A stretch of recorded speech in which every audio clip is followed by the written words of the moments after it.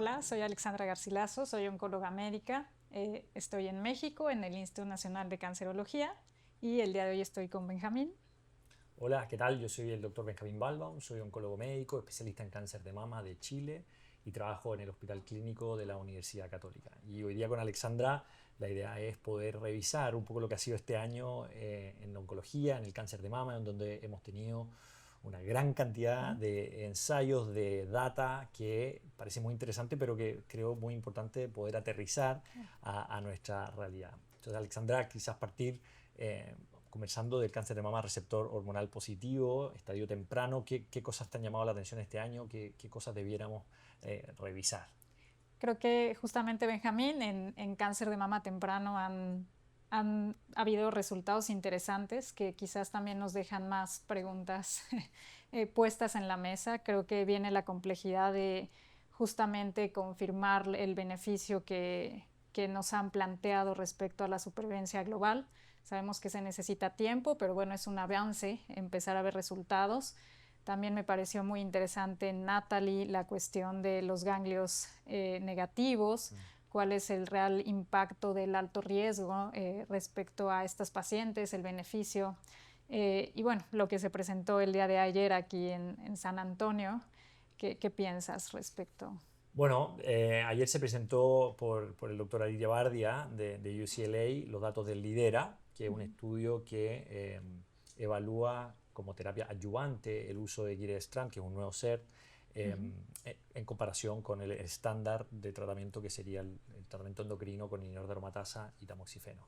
Entonces es un estudio que es positivo, que muestra que efectivamente el uso de este nuevo SERT reduce el riesgo de recurrencia, pero como tú dices, nos plantea la pregunta o nos deja abierta la pregunta de decir, bueno, ¿qué hacemos? ¿Cómo conjugamos esta data con lo que ya sabemos de lo inhibidor de ciclina? Tenemos datos de abemaciclib con el Monarquí, que como tú decías ya ha mostrado un beneficio en sobrevida global. Tenemos los datos de Natalie, que también este año hemos tenido una actualización y que ya vemos que hay un beneficio también relevante en las pacientes N0. Y probablemente la pregunta más relevante para nuestra realidad es, bueno, ¿cómo conjugamos estas drogas que además son de muy alto costo Claro. para sistemas de salud que ya están un poco estresados, por no decirlo de otra manera? Entonces, ¿cómo crees tú que pudiéramos, o qué mensaje podríamos transmitirle a la gente que nos escucha respecto a, bueno, qué estrategias, o cómo podemos usar esto en nuestra realidad? Claro, creo que es muy complejo. Creo que justamente uno de los retos que tenemos los oncólogos día a día en la consulta en Latinoamérica es que necesitaríamos el mayor número de herramientas para poder estratificar el riesgo. Creo que otro factor interesante en cuestión de los inhibidores de ciclina son los subanálisis que también se han presentado respecto al beneficio de acuerdo al estatus de menopausia y de acuerdo a la edad. Tenemos en común en Latinoamérica medianas de edad al diagnóstico en mujeres mucho más jóvenes que el resto del mundo, de al menos de varias regiones. Creo que también considerar estos factores clínico-patológicos que muchas veces tenemos a la mano, por ejemplo, el grado tumoral, evidentemente el estatus ganglionar, a veces no tenemos en realidad los accesos a las firmas genómicas en general, pero creo que con el tiempo vamos a ir individualizando y refinando cómo pudiéramos estratificar de la mejor forma el riesgo. Sí, yo estoy completamente de acuerdo. Y además yo pienso que hay otra cosa relevante en nuestra realidad, es que muchos de nuestros países no tienen programas de tamizaje y por lo Exacto, tanto tenemos porcentaje más alto de claro, pacientes que se diagnostica en estadios localmente avanzados y que en principio serían candidatas para exactamente. estos tratamientos. Entonces yo pienso que si tuviéramos que pensar en nuestra población, obviamente tenemos que seleccionar a estas pacientes de más alto riesgo para escalar en estas estrategias y utilizar algunos otros biomarcadores, como tú muy bien hablas, biomarcadores que tenemos de libre acceso. Existen otras estrategias que podemos utilizar, como el KI67 con terapia endocrina preoperatoria, que yo creo que es una estrategia de bajo costo y que también nos permite ver endocrinosensibilidad in vivo y pueden ser estrategias muy, muy razonables. Dejando un poco de lado el cáncer de mama en etapa temprano, luminal, ¿qué piensas respecto a la enfermedad metastásica en este escenario? ¿Hay algún ensayo, algo interesante que te haya llamado la atención este año? Considero que vienen también nuevas preguntas, por ejemplo, con INAVO Mm, 120, sí. en el contexto de pacientes con enfermedad agresiva. Creo que también justamente muy importante lo que señalaste respecto a nuestros diagnósticos tardíos en Latinoamérica, enfermedades localmente avanzadas con mayor probabilidad de recurrencias tempranas y también diagnósticos de enfermedad con enfermedad metastásica de alta agresividad. Posiblemente esto nos abre la pregunta respecto al beneficio de los tripletes y respecto a qué paciente pudiéramos poner en la balanza el hecho de dar 3 medicamentos, sopesar la toxicidad con el beneficio. Creo que nos abre una oportunidad respecto a estas pacientes que sabemos que tienen endocrina resistencia. Sí, probablemente hoy día en el cáncer de mama luminal avanzado todo apunta, hay un gran empuje por desarrollar estrategias en base a biomarcadores moleculares, a estudios genómicos, ya sea mutaciones de PI3K, mutaciones de SR1, que lamentablemente es algo que, por lo menos en nuestra realidad, nos cuesta hacer biopsia líquida, nos cuesta hacer biopsia o NGS en tejido. Entonces es verdad que hoy día tenemos muchos ensayos, el INAO 120, pero también tenemos en segunda línea todos los estudios con inhibidor de PI3K, de AKT, de PTEN como CAPI. Bueno, hoy día mostraron los datos del EPIC B05, de Alpelisib con un beneficio en sobrevida global incluso. Y probablemente más desafiante aún los resultados del SERENA-6 con biopsia líquida seriada para ver si es que hay una progresión molecular y cambiar de estrategia. Entonces, parece que crecen las opciones, sobre todo en esta primera etapa de tratamientos endocrinos, pero pienso que para nuestra realidad se hace difícil que nosotros podamos llevar a aplicar todas estas estrategias moleculares de screening o de biopsia líquida seriada. Entonces, pienso que bueno, hay que darle un poco más de tiempo a esto, a ver cómo evoluciona, cómo decanta, pero como a mí me gusta decir, yo creo que acá hay un elefante en la pieza que tiene que ver con los costos, que obviamente es prácticamente imposible que podamos aplicar a cómo se han diseñado estos estudios en nuestra realidad. Y lo otro tiene que ver con que los beneficios tampoco son dramáticos como lo vimos con las primeras líneas de inhibidores de ciclina, y por el otro lado tenemos un trastuzumab deruxtecan, por ejemplo, que ya ha mostrado un beneficio muy marcado en una primera línea post-terapia endocrina y que probablemente si los comparáramos head to head, trastuzumab deruxtecan versus una segunda línea con CAPI, etc., yo pienso que ganaría un trastuzumab deruxtecan. Entonces creo que todavía hay muchos desafíos y yo sí pienso que para nuestra realidad hacer un enfoque tan marcado hacia el lado molecular puede ser difícil. Por supuesto, creo que es muy interesante SERENA-6 respecto a la información además que tienen, la cantidad de pacientes. Sin embargo, cada 2 meses, cada 3 meses, un dato a mí muy interesante que creo que nos pudiera ayudar en nuestro contexto es la mediana del tiempo a la identificación de la mutación fueron 23 meses o 22 meses, lo cual estás esperando que tu inhibidor de ciclina te dé una supervivencia libre de progresión de 26 a 29 meses, entonces realmente está bastante pegado al momento en que esperas que va a haber la progresión, la aparición de esta mutación. Quizás en nuestro contexto más adaptado sería, no voy a empezar a buscar la mutación necesariamente tan temprano, pero si esta información me dice, quizás a partir de los 18, de los 22 meses pudiera ser una estrategia, ¿no? Y obviamente está la pregunta respecto a, bueno, estamos identificando qué tan valioso en forma práctica es adelantarnos a la progresión sintomática, a la progresión por imagen, francamente a la progresión clínica. Creo que es una respuesta muy puesta en la mesa, importante para la calidad de vida del paciente. Y respecto a lo que comentas de Destiny 06 con saltarnos esta quimioterapia, también en Latinoamérica pues está la gran pregunta respecto a evidentemente el acceso y a la opción, creo que el principal yo pondría en la mesa el tratamiento oral, ¿no? Por ejemplo, con capecitabine, que es nuestro caballo de batalla en la mayoría de nuestras consultas. Definitivamente va a haber pacientes que se benefician de saltar a un conjugado, pero también probablemente va a haber un grupo de pacientes en que pues la terapia oral va a continuar siendo lo más accesible y también la preferencia del paciente creo que es fundamental en la toma de decisión. Exacto, y yo pienso que, bueno, un poco lo mismo, todavía tenemos un gran desafío de personalizar este tratamiento, de ver cómo podemos elegir una y otra estrategia. Y hablando de personalizar el tratamiento, probablemente en el escenario en donde lo hemos logrado de mejor manera es el cáncer ER2 positivo, que también hemos tenido bastantes cosas nuevas que en general un escenario, un setting que ya teníamos bastante buenos resultados, pero aún así hemos visto con la irrupción del trastuzumab deruxtecan que seguimos todavía con nuevas estrategias que incluso pueden mejorar aún más la sobrevida de nuestros pacientes. Entonces, en etapa temprana tuvimos los datos del DESTINY-Breast11, que compara o que cambia la primera etapa de la quimioterapia neoadyuvante con antraciclinas por trastuzumab deruxtecan por 4 ciclos, seguido de THP, que sería el taxano más trastuzumab y pertuzumab en la neoadyuvancia y que mostró resultados positivos. Y después tenemos el DESTINY-Breast05, que compara trastuzumab deruxtecan con TM1 en pacientes con enfermedad residual de muy alto riesgo. ¿Cuál es tu impresión de estos resultados? Creo que justamente, y parece que ya no tenemos que vivir a HER2 en vamos a platicar de temprano y vamos a platicar de metastásico porque se mete un medicamento que teníamos en el contexto avanzado.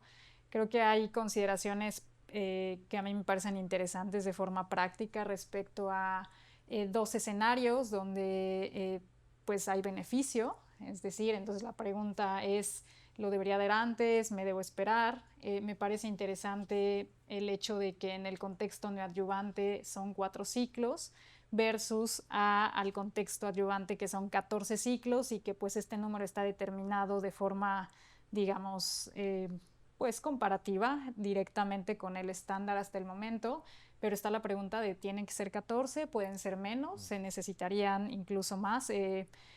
Obviamente en nuestra realidad desearíamos que fueran menos los ciclos necesarios, priorizando quizás de forma de utilidad en salud pública.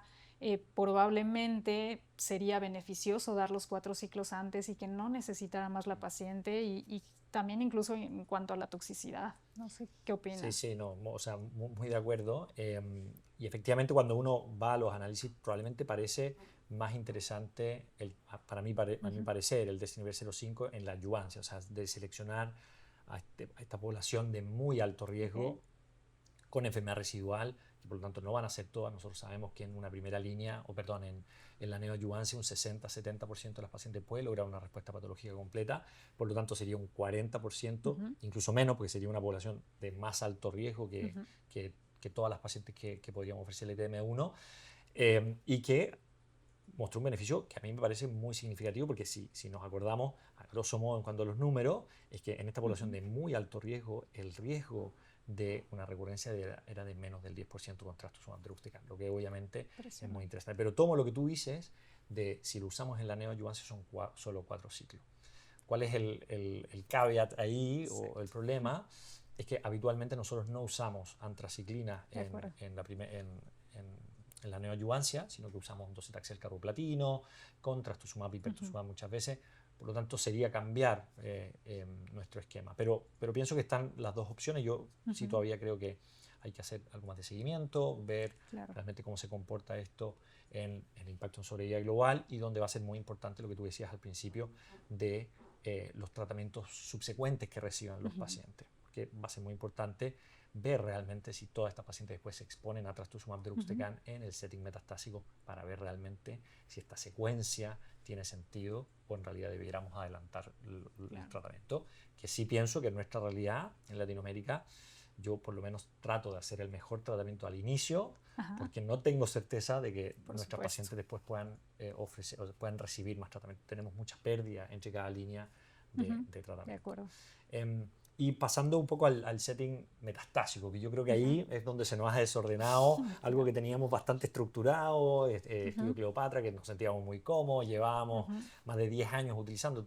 Todos tenemos pacientes que llevan más de 5, 6, 7 años en mantención con trastuzumab y pertuzumab, con muy buena tolerancia, sintiéndose curadas de la enfermedad. Y ahora, en los últimos meses, hemos tenido estudio Patina, que muestra cómo el agregar palbociclib a la mantención en las triple positivas, o sea que además son receptor hormonal positivo, vimos sobrevida libre de progresión de 44 meses, o sea, 4 años sin un tratamiento citotóxico, lo que obviamente llama mucho la atención. Vimos ayer además los resultados del HER2CLIMB-05 con tucatinib en la mantención, y en ASCO también vimos los resultados del DESTINY-Breast 0,9 en una primera línea con trastuzumab deruxtecan que pareciera ser mejor que nuestro querido Cleopatra. Entonces, bueno, ¿cómo juntamos o cómo tomamos la decisión respecto a estos tratamientos?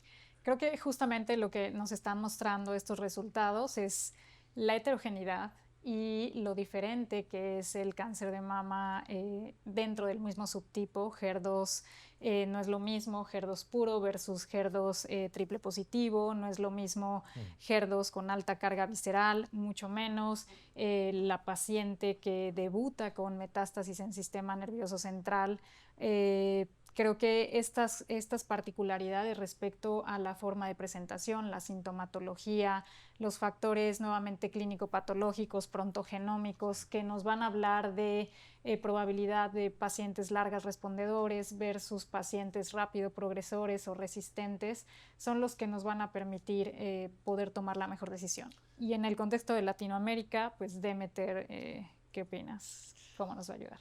Bueno, yo estoy de nuevo muy de acuerdo contigo. Yo pienso que todavía hay espacio para un esquema como Cleopatra. Tenemos un porcentaje de pacientes muy largas respondedoras que tenemos que poder identificar y lo que tú decías, criterios clínicos, algunos biomarcadores moleculares, pienso que eso sí nos va a ayudar. Y respecto al Demeter, yo pienso que es una estrategia razonable, pero que, bueno, falta ver cómo se desarrolla, que es una inducción con trastuzumab deruxtecan y después la mantención. Y ya para ir cerrando, respecto a triple negativo, quizás 2 o 3 palabras de probablemente lo más relevante en triple negativo que hemos visto tiene que ver en el setting metastásico, pero quizás en etapa temprana alguna palabra respecto a este estudio Planet de la India, que nos parece muy interesante para nuestra realidad con el uso de pembrolizumab en dosis baja, que se presentó en ESMO este año. Sí, creo que justamente tenemos claro los estudios y los conjugados y la revolución que viene a hacer en metastásico, pero precisamente este estudio indio de la India fase 2, donde se reduce la dosis de pembrolizumab, creo que es sumamente importante para nuestro contexto, en el que optimizar pudiera hacer que el mayor número de pacientes pudieran tener acceso. Creo que es necesario que pudiéramos hacerlo en nuestra realidad, que pudiéramos diseñar una forma de realizarlo. Lo único que me parece interesante ahí que quizás se debe considerar, y hablando a la otra parte, es el platino, que en este estudio fase 2 el taxano se quedó sin su acompañante, y me parece que había otro estudio importante en nuestra realidad con platino adyuvante. Exacto, entonces ahora se han mostrado datos, 2 estudios de la China, que efectivamente muestran un beneficio con el uso de platino adyuvante para estas pacientes que van a cirugía de entrada, que todavía tenemos, obviamente no es lo ideal, pero ocurre. Y ya para cerrar respecto al cáncer de mama triple negativo metastásico, tenemos ya los estudios ASCEN-03, 04, TROPION-02. 2 palabras respecto a, bueno, ¿qué piensas de esto? Pienso que es maravilloso, pienso que se tienen que diseñar estrategias para que el mayor número de pacientes puedan tener acceso a nivel global, específicamente en Latinoamérica, creo que es fundamental.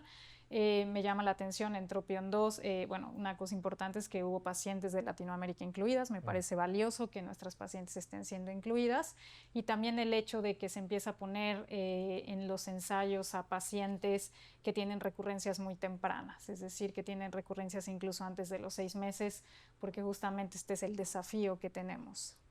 Sí, muy de acuerdo. Y solo para cerrar, yo decir que son estudios que me parecen muy interesantes, sobre todo porque traen a una primera línea drogas que parecen muy efectivas, más efectivas que la quimioterapia, y a pesar de que son de alto costo, yo sí pienso que tenemos que hacer un esfuerzo en nuestra realidad de ofrecer lo mejor al inicio, por lo que yo les decía antes. Entre cada línea que va pasando, nuestro nivel de atrición, de pérdida de paciente es mucho mayor que probablemente el que se reporta en los estudios. Así que con eso, muchas gracias. Yo creo que hemos hecho un barrido más que completo. Así que muchas gracias, Alexandra, por todo. Gracias.